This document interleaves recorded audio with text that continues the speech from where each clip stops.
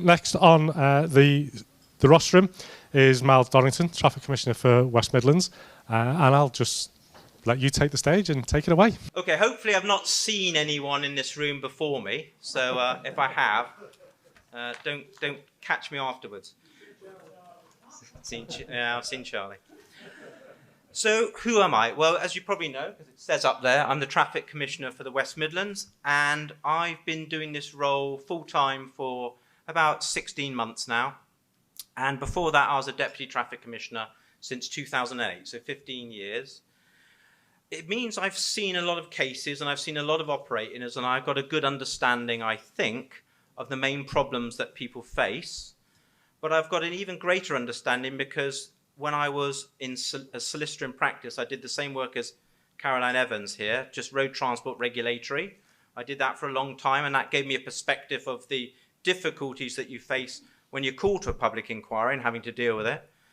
And before that, I grew up in the haulage industry because my stepfather owned and ran a 7-vehicle, 15-trailer fleet. So I do know what it's like from your perspective.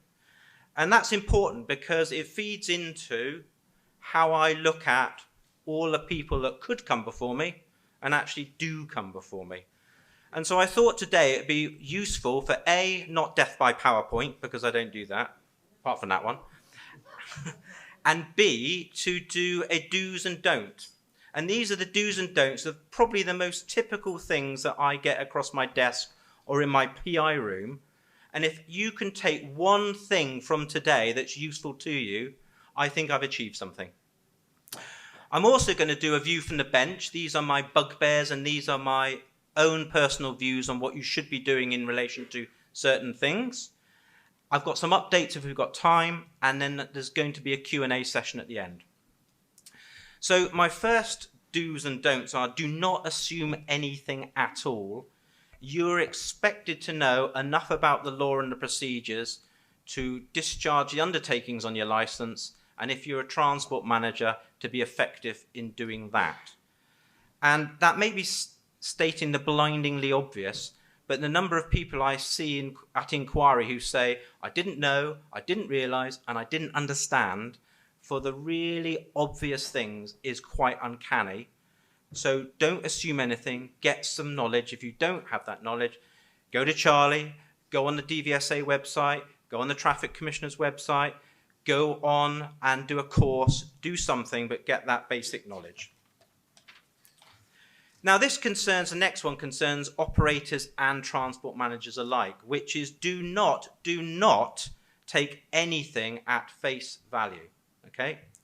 You have to read, you've got to check, you've got to scrutinize, and you've got to challenge what you are being told by everyone. And so, for example, don't assume, back to what I said, that your vehicle's gone in for its maintenance and it's come out okay and you don't need to check that sheet. You need to check that sheet to make sure everything on it has been done, and most importantly, that vehicle's been signed off as roadworthy.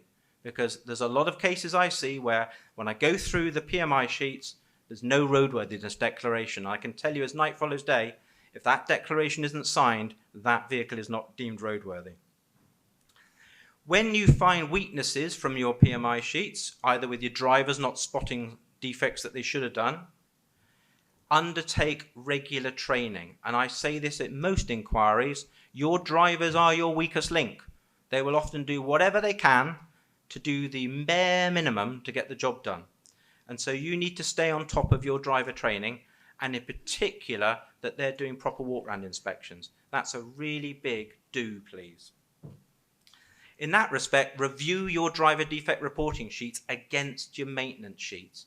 And if you find that there are driver spottable defects being repaired by your maintenance provider, you need to investigate why that is, because it's very rare that that driver spottable defect has happened after the driver's done a walk-round inspection, but before the vehicle's gone in for its maintenance.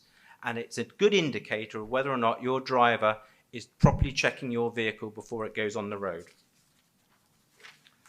I always say to people, do random gate checks. Be a bit sneaky. In this day and age, we've probably got lots of lorries with LED headlamps, but put something in that vehicle that should be spotted by a vehicle, by the driver in the morning, pick a day when it's cold, wet, windy, and then go and see if that driver has spotted what they should have done. And there can be no excuses if they haven't. Do review your roller road brake testing. We all know 2025, it's not far away, you're going to have to do a roller road brake test at every single PMI. Now is a good chance to get into the habit of checking your roller road brake test results. Because if your vehicle's not in an exempt category, it has to be laden to at least 65% gross vehicle weight for you to get an effective roller road brake test. And the reason for that is it has to simulate the vehicle in service. And if your vehicle is unladen, it takes far less effort to lock that brake, lock that wheel. And you're not getting a true picture of whether your vehicle is going to stop when it needs to, when properly laden. So please check it and don't just see the pass. Don't assume that pass on that brake test is good enough. Another big one that I see so often, review your wall planner. You need to have a rolling 6-month period on your wall planner. And the amount of people that just use the year diary, the big one on the wall, that only does the year and doesn't keep going into the next year as we get towards the end of the year is quite remarkable. And DVSA will really make a big thing of that if you're spotted not having a wall planner, as will I. Right.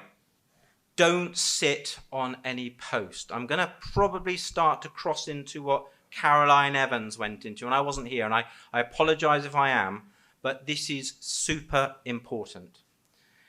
When we write to you, it's for a reason. When DVSA writes to you, it's for a reason. And you've got very strict timelines to comply with.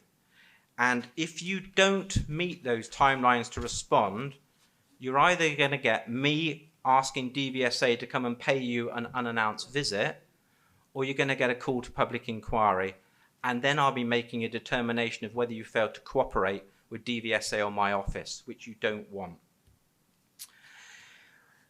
Do proper checks with your driver's driving licenses. Now, this again may sound like the blindingly obvious, but I was talking to somebody just now about one of the big problems I see, which is that people are checking with DVLA that people haven't got endorsements, but they're not checking enough to see when their driver qualification card is going to be up for renewal, and to see if that driver's got enough continuous professional development training before that date, and they then get to a cliff edge, and your driver suddenly got to find 35 hours from somewhere training, and it can't be done. And in those cases, there's often a temptation amongst the more unscrupulous individuals to just let that driver carry on whilst we sort some training out. And 9 times out of 10, that's when someone gets caught. And it's extremely serious if that driver is driving without a driver qualification card. Now, I know that Caroline Evans touched on this, and I'm going to very basically go over a desk-based assessment. This is, as I'm sure she said, and I wasn't here, your opportunity to tell DVSA not only why something may have gone wrong, but what you have done to rectify it. And I'm sure she will have said, and I'm going to skit over this as a result, you've got to answer those questions as thoroughly as possible. Because if you don't, DVSA will only know about you what's written on your responses, and that could be fatal with regards to you either coming before me for a public inquiry or avoiding it. So please make sure you put as much information in as possible. Ditto if you get a maintenance investigation visit report. It's when they turn up, normally announced, but sometimes unannounced. Normally if you've got an S-mark prohibition, it's automatic, they'll come and see you. And when you have, if you do, a maintenance investigation visit report, you've got to make sure that both the director or a director and the transport manager, if you're a national license holder, are present. Because as far as the DVSA are concerned, the data on the sheets and everything that you show them is one thing, but they're there to assess your ability to manage the license and to remain compliant. And if both the director and the transport manager aren't there, they're only going to get half the picture, and you're already on the back foot. The next important part of that is you'll be asked to provide a response to that maintenance investigation if it's unsatisfactory within 14 days. It's back to the desk-based assessment advice. Write a full response. The best one I saw ran to 13 pages. That was somebody who'd really thought it through. The worst I'd seen is probably like Caroline Evans has explained, like a one-liner. Well, that tells you nothing, does it? Guess who came to a public inquiry and guess who didn't? And that's the next important thing, because when you are faced with a DVSA investigation, if it happens, there's a big lag time between that investigation and any potential hearing before me. And so don't feel you're limited to just responding to the investigation and hoping for the best. Write to my office. Use that time constructively. Get an audit done. Get several. First one will probably show terrible things. Right, fine, that's a work in progress. Solve those things. Get the audit followed up with another audit. Get a good audit. Send it to me. If you've got a problem with drivers not doing proper walk-around inspections, train them. Show the training's been done and they've signed to do it. And then do a couple random gate checks. Get it all documented. Send me that. Send me your response with tangible evidence to that maintenance investigation over and beyond what you've written.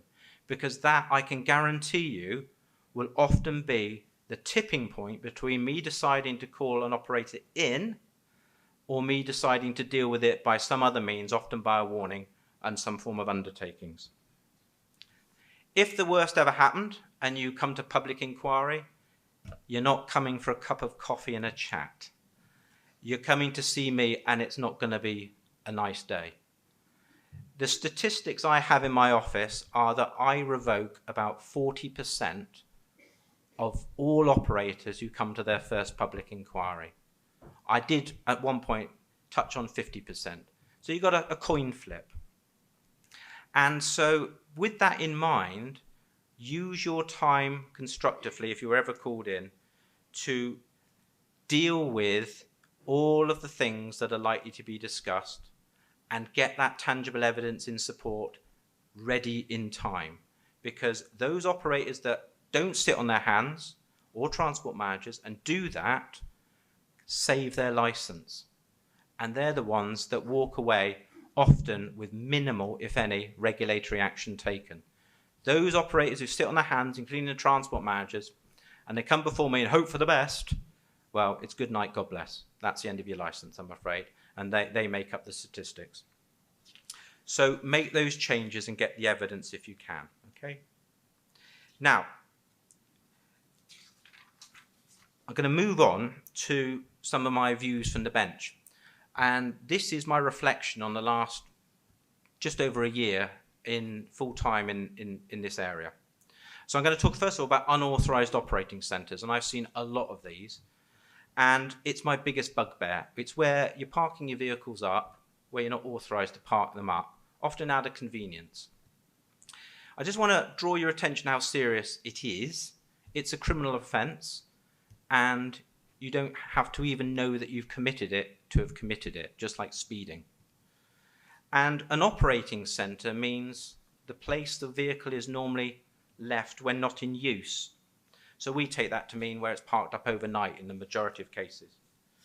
And so if there's any doubt about whether or not you're authorised to be there or not, you need to sort that out and not take the risk. Because I've dealt with quite a number of cases recently where, for whatever reason, the landlord said they've got to vacate and move on, and they've not found somewhere that they've got authorised. They've moved on, parked it where they wanted. DVSA have got wind of it. They come before me and then they say, oh, no, we're always parking where we're meant to be. And I go, is that right? For the benefit of the recording equipment? And they go, yeah. And then what I do is I go and get the automatic number plate recognition evidence after the inquiry when I've got the answers down on tape. And in every single case when I've done that so far, I've found I've been lied to. And back they come. So please be aware, we've got access to over 30,000 cameras. We have a memorandum of understanding with every police force, every constabulary in England and Wales and Scotland.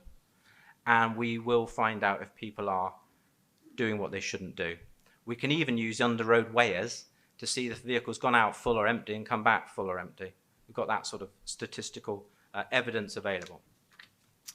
Going to move on to periods of grace, and I don't know how many of you in this room have ever been required to ask for a period of grace, but there's a lot of myths around and a lot of people don't understand what they mean. So all operators, whether you've got a restricted license or a standard national, are required to tell me if one of the core requirements of holding that license is lost. Now, periods of grace can only be granted for a national license, but it's where you've lost either your appropriate financial standing, if something's happened with your cash flow, or your transport manager's left and you're no longer professionally competent, or there's an issue about where you can be based for your stable establishment. And it's your obligation to write to me and request a period of grace and to give really good reasons why I should grant you a period of grace, and then I will consider your application. But there's quite a few things you need to understand. First of all, I don't have to grant one. It's entirely at my discretion. So the more information you give, the better the chance. Secondly, if you come to me and say, my transport manager's left, I haven't got professional competence, can I have a period of grace? You are asking me to accept your own admission that you don't have a core requirement to hold that license. And therefore, if I grant the period of grace, I have to make a formal determination that in that example, you are not professionally competent. And the implications of that are absolutely enormous, because I will give you a period of time to get a new transport manager, and that period of time suspends or holds in abeyance the revocation of your license because you haven't got professional competence. And if you don't fulfill that period of grace before that time limit has come to an end, you don't get sent a reminder, you don't get the chance to request a hearing, you don't get the chance to send any further evidence in. The next letter you get is revocation of your license. And everyone will go, well, that's terribly unfair. It's all been tested in the upper tribunal and they've agreed that's how it's done. So it's really important that you understand that having a period of grace has consequences if you don't act upon the time you're given.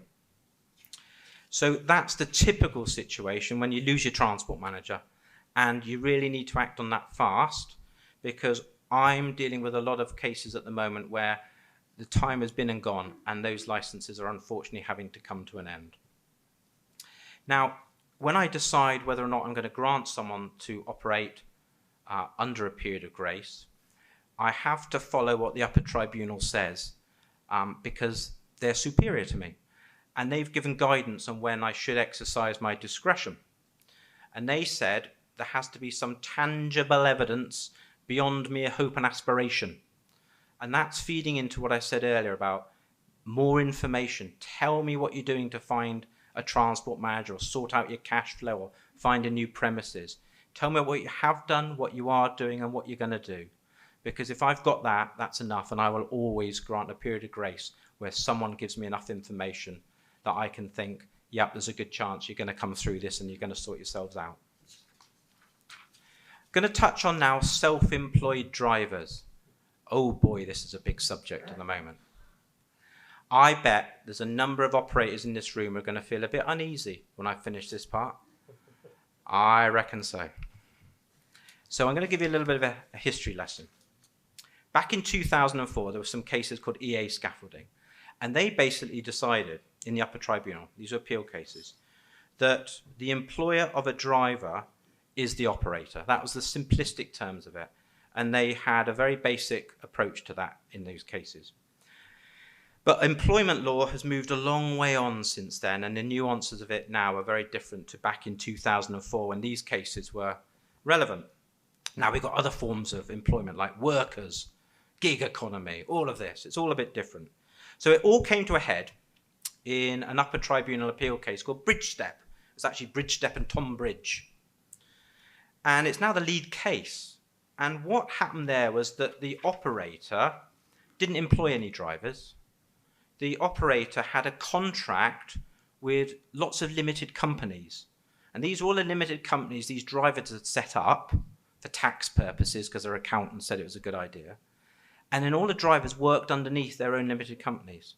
So there was no contractual relationship at all between the operator and the driver. They were contracted to the limited companies. And all the drivers claimed to be self-employed, IR35 compliant and all of that.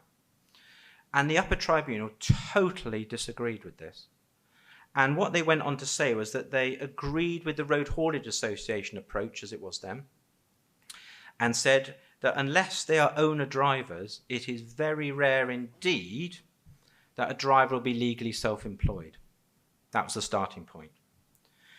But the reality of that case made clear that because the drivers weren't employed on a PAYE basis, the operator and transport manager had no control over them. They couldn't tell the driver what to do. They could tell the limited company what to do, but not the driver. So they couldn't tell the driver what route to do. They couldn't tell the driver to comply with driver's hours. They couldn't tell the driver to do a walk-round inspection. They couldn't do any of these things. And that loss of control meant that the upper tribunal determined that the operator wasn't complying with the undertakings on its license, and neither was the transport manager, because they didn't have the control. He wasn't, or she wasn't being effective. How could you be? So what also came out of that, and this is where a lot of people have approached me, is the unfair commercial advantage that such operators gain. Because if you've got your drivers on a self-employed basis, you're not paying their tax, national insurance, holiday pay, sick pay, maternity pay, pension contributions. You're saving an enormous amount of money. And the upper tribunal in that case said that is completely wrong, it's completely unfair, and they upheld the revocation of the license.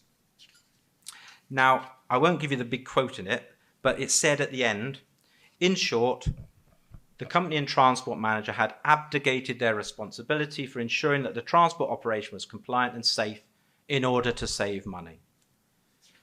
That was the real mischief. So coming out of that, what are the lessons that are learned? And in reality, it's about control of your drivers and fair competition.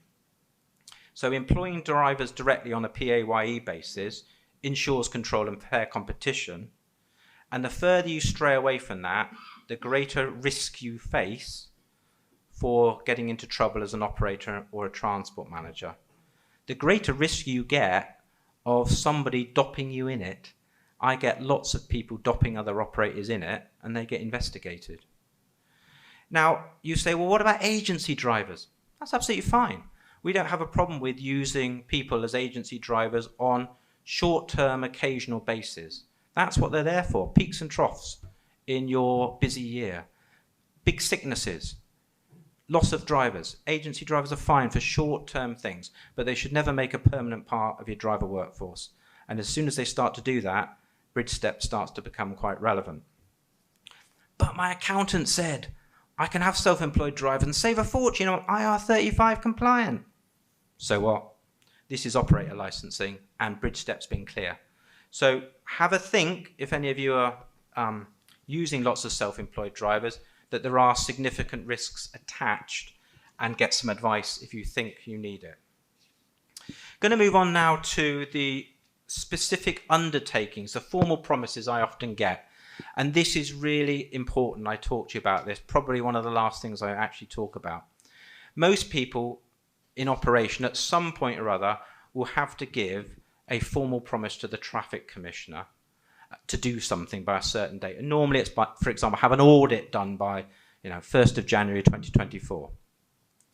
And if you give that promise, you're giving it to me, and it's a formal promise to me, and you are expected to complete it. It is absolutely binding. I sit as a judge in a different jurisdiction. I don't do so much of it now. But if I get an undertaking from somebody there, or even from a barrister or a solicitor, and they breach it, I could send them to prison. Now, we don't have that power here, but it goes to the issue of trust, because any breach will be regarded as extremely serious misconduct. So think really carefully before you give that formal promise, and if there's any chance you won't be able to fulfill it, don't give it, because as soon as you've given that promise, you're bound by it. So if you do find yourself in difficulties complying with one of those formal promises, back to what I said before. Don't sit on your hands. Do something proactive. You need to write to me before the deadline in that promise, explain what's gone wrong, and ask for some form of relief, either by changing the date or changing what's required, and explain why. But until I've said you're relieved from it, you've still got to comply with it and on time. So you've got to deal with it quickly. And unfortunately, I see a lot of operators who fall foul of just not doing what they should by the date they should have done it. How are we doing for time? 1 minute. And is that 1 minute full or 1 minute? Well, thank you then. All right. Well, if I leave it there then, I won't do rental trailers. We'll leave that. I think perhaps some time for a question and answer, if there is any. I think so. I think so. Unless you've stunned them all into silence and shocked them. Okay. I'd probably bored them. So, do you want the rental trailers? Okay. You want the rental trailers? Want the rental trailer. The other speakers will lose some time just to cover the rental trailers.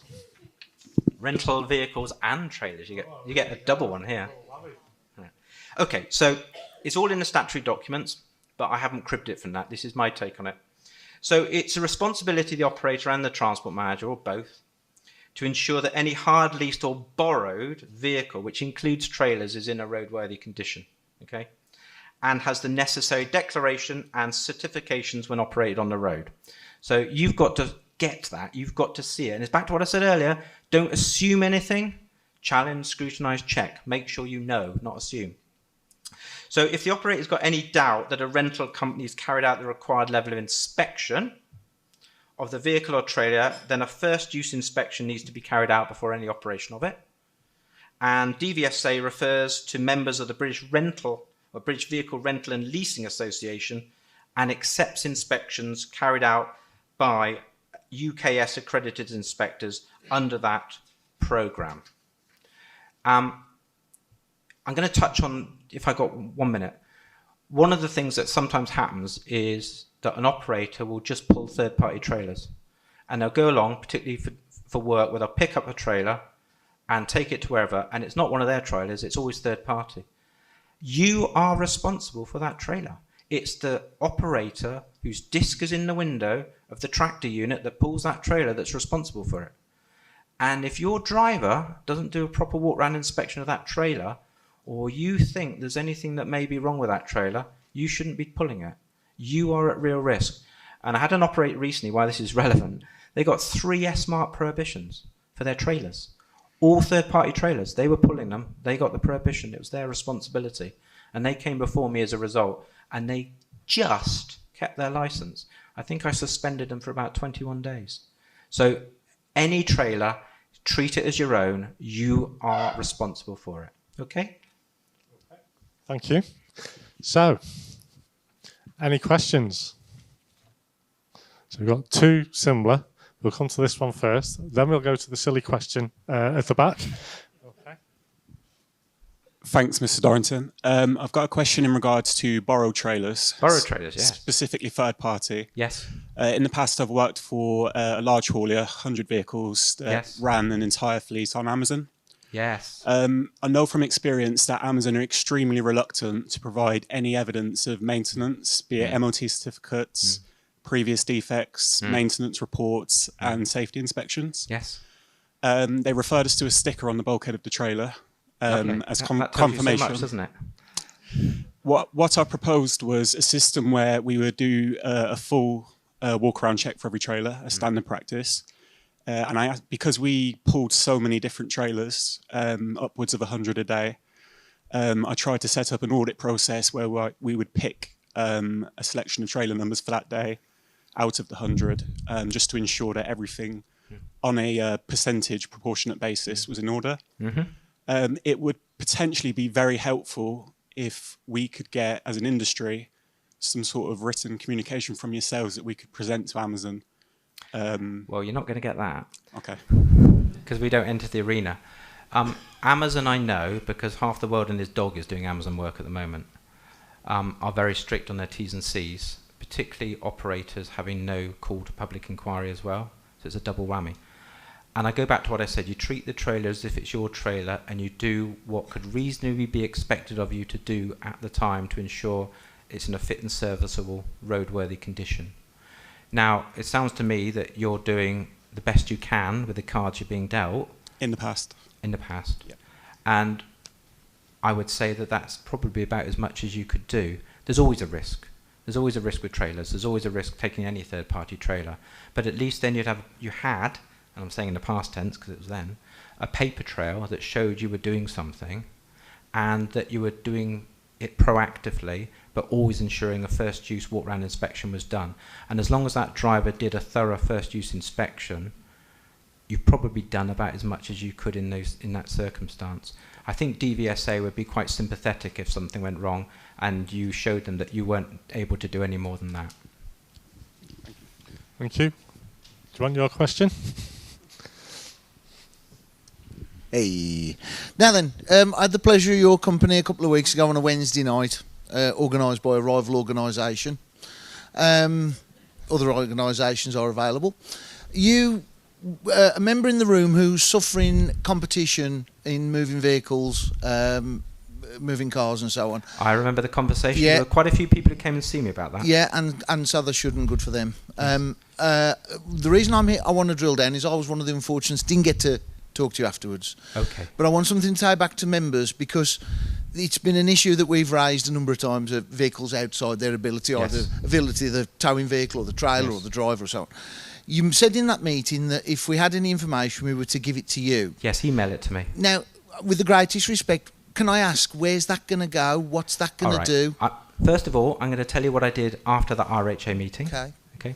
Made it clear there that any combination of a trailer and car, where it was over 3.5 tonne, they need an operator licence. And so it was dealing with those people who are unlicensed, pulling cars on trailers. Is that what we're talking about? Absolutely. Yeah, okay. I had, on last Friday, an hour-long Teams meeting with my senior team leader, who runs the Birmingham office, and the senior vehicle examiner for this patch.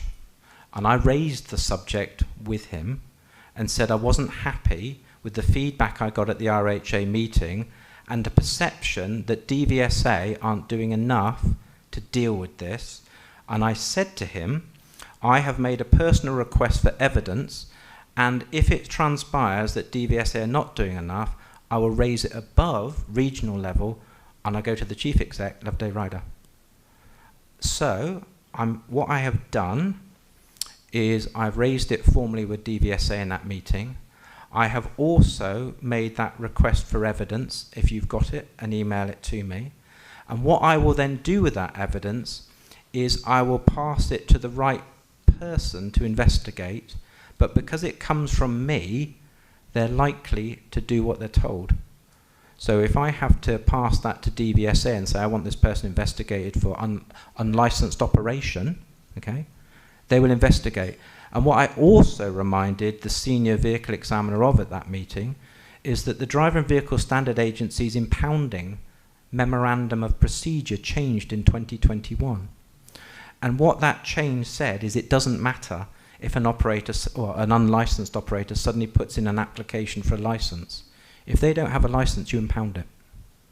So what they used to do when they were caught by DVSA, the people you're talking about, is they'd bang in an application for a license, and DVSA's policy then was not to impound. Now that's changed. If they're operating without a license, DVSA's policy says they're to be impounded, and it's that which I want to see DVSA do. Okay, can I just respond to that quickly? Mm-hmm.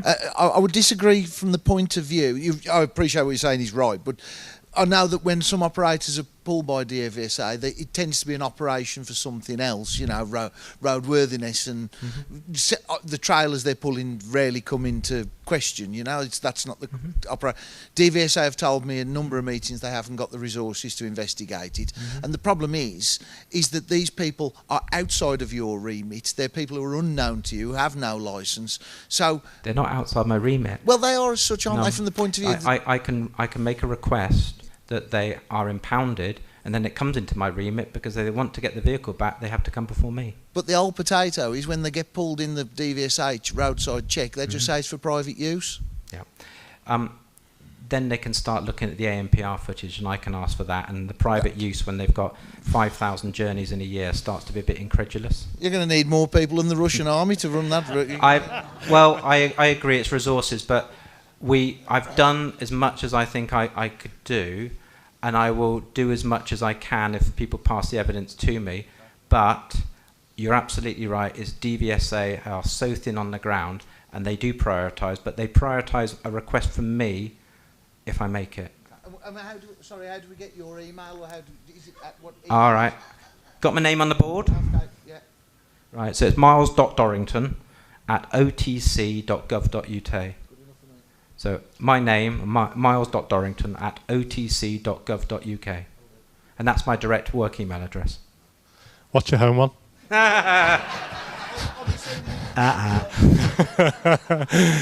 Miles, thank you very much. Thank you for the questions, everybody. Show your appreciation. Very much indeed. Thank you.